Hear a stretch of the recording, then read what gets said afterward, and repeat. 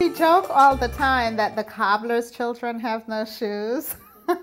But as a marketing company, we're really focused on marketing for other people. And that's one of the things we really sat down. We have a marketing strategy all the time, but how well we execute on that it's not always optimal. So this go around, we put our marketing into high gear. So we did direct mail campaigns. We send a postcard to our clients. Just to keep in front of them. I think we did way more marketing than we normally would. Phone calls, just to say hi to people, just to check in. You know, a lot more customer service focused. Again, we didn't do the lunch kind of thing in terms of marketing, but we made sure we said thank you a lot. Just a thank you note when people did things for us is really helpful. And we did networking events. So we would do speaking engagements that were free. We did probably twice as much this year as we normally did for half or less the cost. It's much more personalized.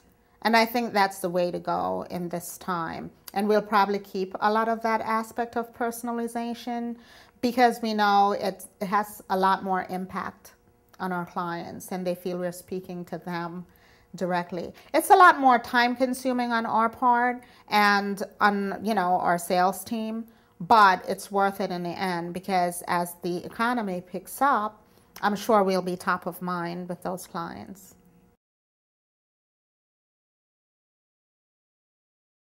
It's very different because we screen for different skill sets.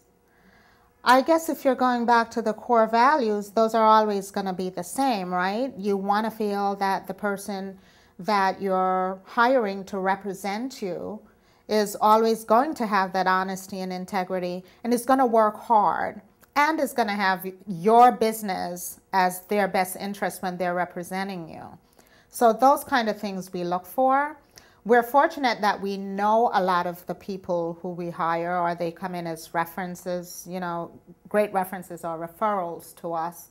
And so we have someone that we can check, and we do check references all the time.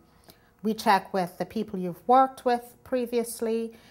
We try to get very recent references. And if you want to give us personal references, we'll check that as well. But I think that's key. Because people can say they're one thing, but it's a different perspective when someone else gives it to you that they've worked with. I ask of the person that I'm interviewing, what do you consider your strengths and weaknesses? And I also ask that same question of the person from whom I'm getting the reference. What do you consider to be Daria's strengths and weaknesses?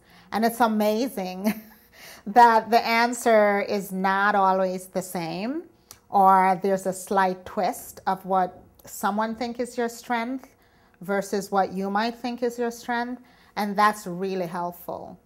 It's an often asked question, but if you do it on both sides, it really helps a lot.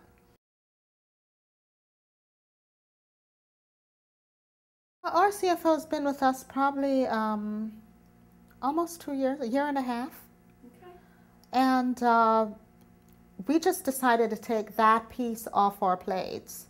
And we needed the outside. I mean, Peggy's a finance major, and I look at numbers all the time.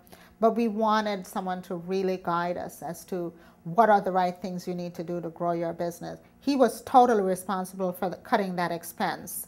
You know, he's very surgical about things like that, and that's what we love. And we listened to him. Where if it was just the two of us, say, oh, go to that trip, go take a trip. You know, you really need to go to that conference, as opposed to, do you really need to go to that conference?